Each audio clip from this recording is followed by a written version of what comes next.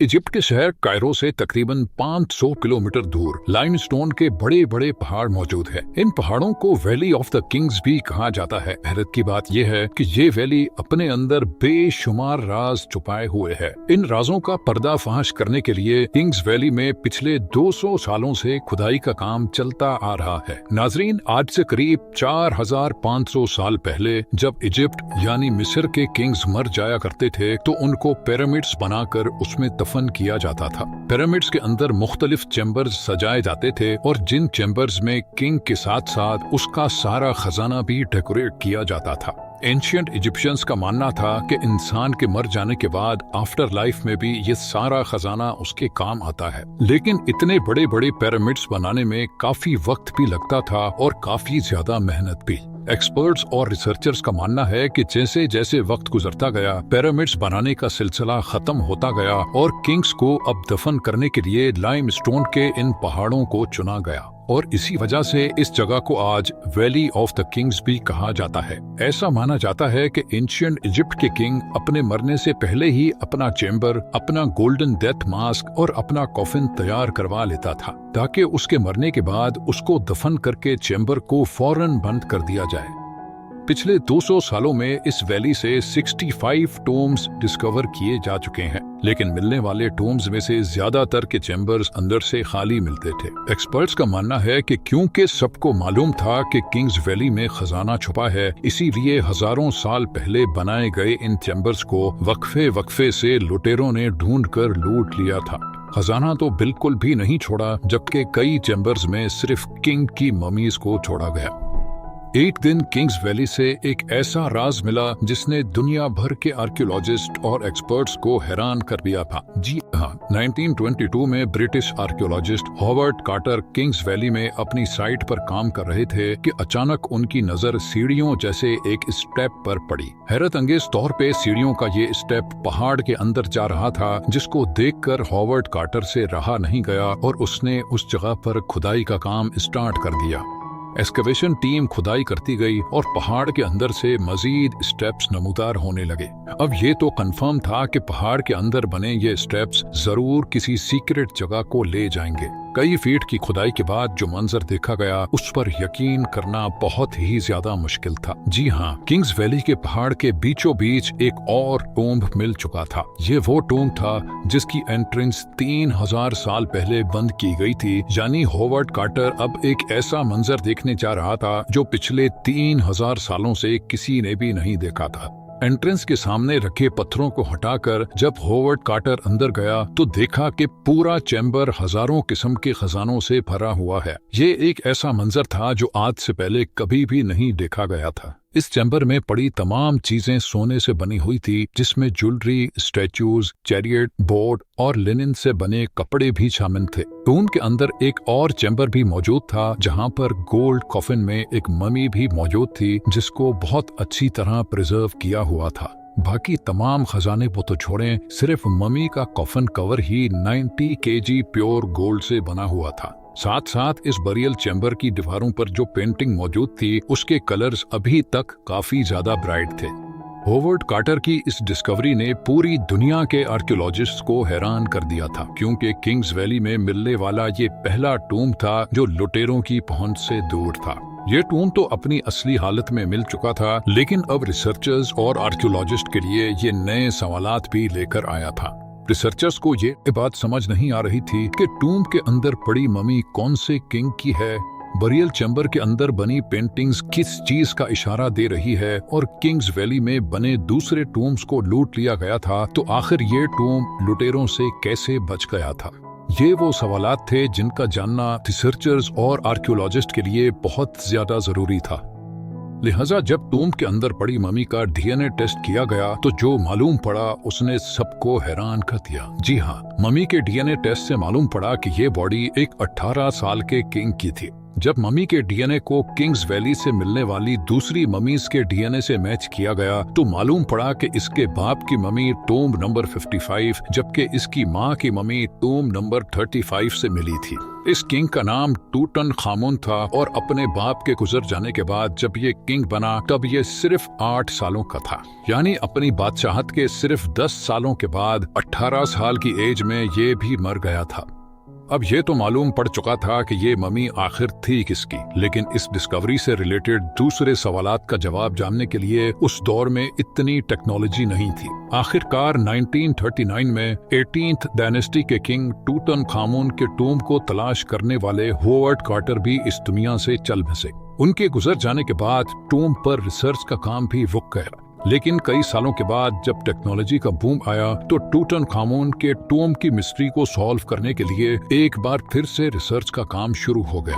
Egyptologist Alia Ismail technology की मदद से टूम्ब की बकाया मिस्ट्रीज को सॉल्व करने के लिए मैदान में उतर आईं। उनको इस किंग की जिंदगी के बारे में जानना था जब वो 3000 साल पहले जिंदा थे, और ये टूम्ब किस वजह से लुटेरों से बचा रह गया था ये जानना भी आलिया के लिए बहुत ज्यादा जरूरी था। सबसे पहले चैम्बर की वॉल पेंटिंग को समझने के लिए उन्होंने उसको स्कैन करके सॉफ्टवेयर में रन किया तो एक एक करके सारे राजों से पर्दा उठता चला गया। वॉल पेंटिंग के स्कैन को जब जूम करके देखा गया तो उस पर अभी तक पेंट ब्रश के निशानात वाज़े तौर पे नजर आ रहे थे।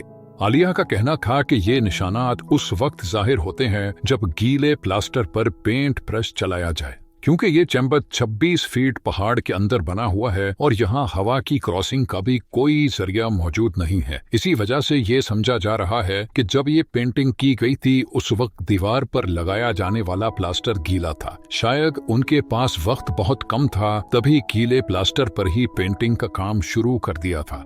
लेकिन एक बात समझ नहीं आ रही थी, इतना ज्यादा डेकोरेटेड और इतनी ज्यादा मेहनत से खोद कर बनाया जाने वाला ये टूम्ब आखिर ऐसा भी क्या हुआ था जो उनके पास इतना टाइम भी नहीं था कि प्लास्टर के सूखने का वेट करते। ये जानने के लिए एक बार फिर से मम्मी के डीएनए टेस्ट पर नजर दौड़ाई थी, लेकिन इस बार जो चीज सामने आई वो वाकई बहुत ही बड़ी डिस्कवरी थी।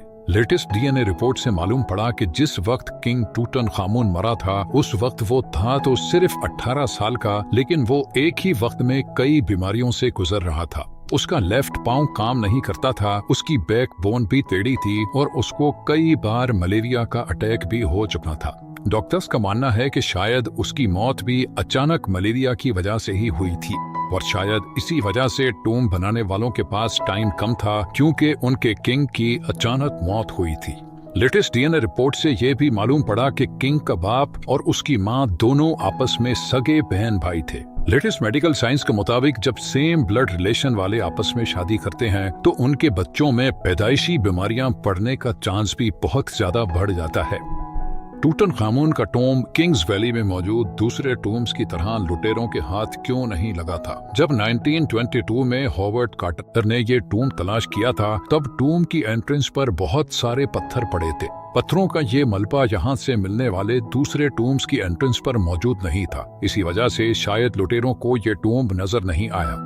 लेकिन अगर ये पत्थर दूसरे टोम्ब्स की एंट्रेंस पर नहीं थे तो ये टूटनखामुन की टोम्ब पर आए कैसे? ये जानने के लिए जरूरी था कि इस जगह को ड्रोन की मदद से एनालाइज किया जाए। आलिया इस्माइल और उनकी टीम ने जब ड्रोन फुटेज देखी तो उनको पहाड़ पर पानी के गुजरने की जगह नजर आई। ऐसा मालूम होता था कि इस जगह से किसी दौर में पानी गुजरा करता था। एक्सपर्ट्स का कहना है कि अर्थक्वेक्स की वजह से पहाड़ों से गिरने वाले पत्थर यहाँ से गुजरने वाले पानी के प्रेशर से बहकर टूम्ब की एंट्रेंस पर जमा हो गए थे और इसी वजह से टूटनखामुन के टूम्ब की एंट्रेंस पूरी तरह से ब्लॉक हो चुकी थी। इजिप्ट की वैली ऑफ द किंग्स में से जब इजिप्शियन किंग टूटनखामुन का खजाने से भरा टूम्ब डिस्कवर किया गया तो इस खबर ने पूरी दुनिया में हलचल मचा दी थी। 26 फीट पहाड़ के अंदर छुपा हुआ ये टूम्ब 3000 सालों में पहली बार खोला गया था, जिसके अंदर लातादाद खजाने और किंग टूटनखामुन की मम्मी भी मौजूद थी। इस टूम्ब में से मिलने वाला सोना बिल्कुल प्योर था और इसका टोटल वजन 1,03,000 तोला सोने के बराबर था, जो तकरीबन एक टोयोटा गाड़ी के वजन के बराबर बनता है।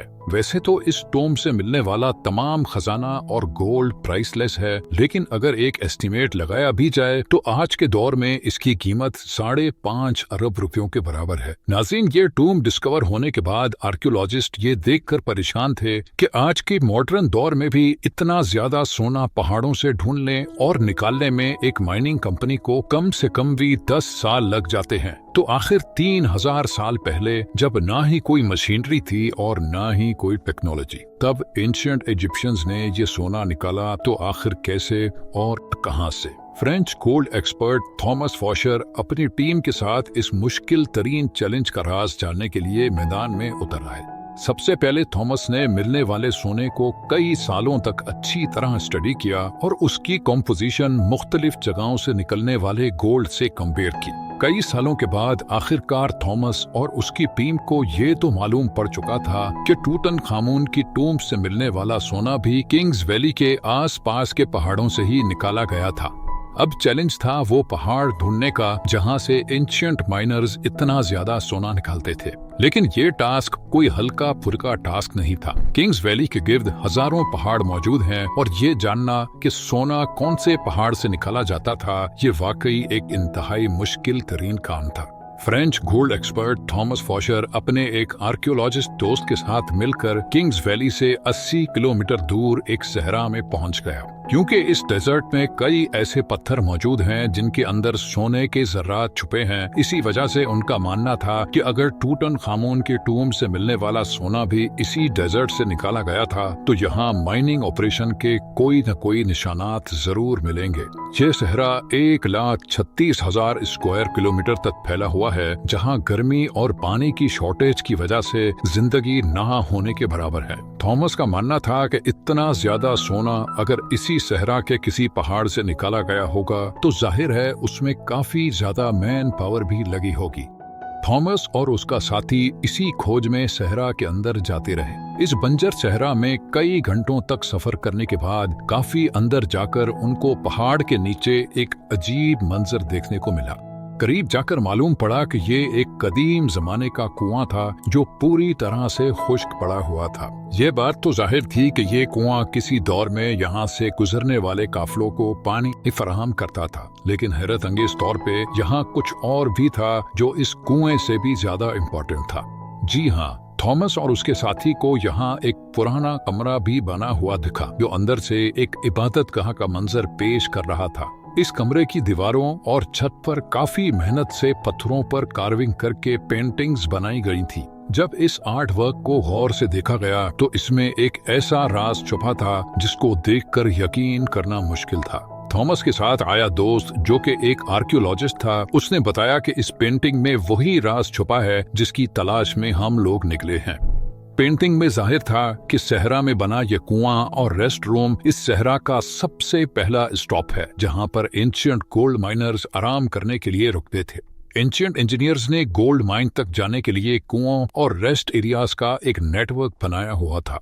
एक अंदाजे के मुताबिक हर एक रेस्ट एरिया 70 से 80 किलोमीटर के फासले पर बना हुआ है और एक रेस्ट एरिया से दूसरे तक पहुंचने के लिए माइनर्स की टीम को कई दिन लग जाते होंगे। जहां इस रेस्ट एरिया से मिलने वाली इंफॉर्मेशन से थॉमस और उसका साथी बहुत खुश भी हुए, वहीं दूसरी तरफ उनको ये भी मालूम पड़ गया था कि ऐसे कई स्टॉप्स तक उनको आगे मजीद ट्रैवल करना है, क्योंकि जिस मंजिल तक पहुंचने के लिए थॉमस कई सालों से इंतजार कर रहा था और वो मंजिल अब बहुत ज्यादा करीब दिख रही थी। इसी वजह से उन्होंने सहरा की गहराई में जाने का फैसला किया। बंजर सहरा में एक के बाद दूसरा रेस्ट एरिया आता गया, लेकिन गोल्ड माइन जैसी कोई चीज नजर नहीं आई। आखिरकार पूरे 2 दिनों के बाद थॉमस को एक पहाड़ के किनारे पड़े ढेर सारे पत्थर दिखाई दिए। देखने में तो ये एक नॉर्मल सीन था, लेकिन थॉमस का मानना था कि ये जगह एंशिएंट गोल्ड माइनर्स का कैंप लगती है, और हुआ भी कुछ ऐसा ही। जी हाँ, इस जगह पर पत्थरों से बने कुछ ऐसे टूल्स मिले जिनकी मदद से पत्थरों को तोड़कर उनके अंदर से सोना निकाला जाता था। ये पत्थर जो दिखने में एक नॉर्मल पत्थर लगता है, इसको इस टूल की मदद से तोड़कर क्रश किया जाता था और फिर उस क्रश में से सोने के जर्रात अलग किए जाते थे। जब इस जगह मजीद सर्चिंग की गई तो यहाँ गोल्ड माइनिंग के कई टूल्स जमीन पर पड़े दिखाई दिए। क्योंकि थॉमस को एंशिएंट गोल्ड माइनिंग टेक्निक्स के बारे में काफी ज्यादा जानकारी थी, इसी वजह से उसका मानना था कि एंशिएंट माइनर्स इन पहाड़ों को खोद खोद कर इनमें टनल्स बनाते थे। इन टनल्स में खास किस्म के पत्थर ढूंढकर उनको इस माइनिंग कैंप में लाया जाता था जहां वो इस वक्त मौजूद हैं। माइनिंग कैंप में मौजूद माइनर्स की दूसरी टीम इन पत्थरों को क्रश करके इनमें से सोना निकालती थी और फिर वो सोना किंग्स वैली में भेजा जाता था। थॉमस को एक एंशिएंट गोल्ड माइनिंग कैंप तो मिल चुका था, लेकिन अफसोस इस बात का था कि जिन टनल्स की वो बात कर रहा था, ऐसा एक भी टनल उसको दिखाई नहीं दिया। शायद हजारों साल पहले खोदे गए टनल्स कमजोर थे और अर्थक्वेक्स की वजह से कोलैप्स हो चुके थे। एक्सपर्ट्स का मानना है कि गोल्ड माइनिंग का ये तरीका बहुत ही ज्यादा मुश्किल है। अगर उस दौर में 100 लोग एक हफ्ते तक गोल्ड माइनिंग का काम करते होंगे तो उसमें से वो सिर्फ 1 स्पून गोल्ड का इकट्ठा कर सकते होंगे। यानी ये कहना बिल्कुल भी गलत नहीं होगा कि टूटनखामुन की टूम से मिलने वाला गोल्ड माइन करने में हजारों एंशिएंट माइनर्स एक ही वक्त में काम करते थे, लेकिन फिर भी उनको ये टास्क कंप्लीट करने में कई साल लगे होंगे। माइन किया गया सोना छोटे छोटे जर्रात की फॉर्म में किंग्स वैली में भेजा जाता था, जहां पर एक अलग टीम उनको मुख्तलिफ शेप्स में ढालती थी, जिसमें टूटनखामुन का death mask, coffin, statues, jewellery, chairs और गोल्ड चैरियट भी शामिल था। 1922 में जब हॉवर्ड कार्टर ने ये टूम डिस्कवर किया था, तब उसमें 5000 मुख्तलिफ किस्म की चीजें मौजूद थी। इन तमाम चीजों का कैटलॉग बनाने में ही ब्रिटिश आर्कियोलॉजिस्ट को पूरे 10 साल लग गए थे।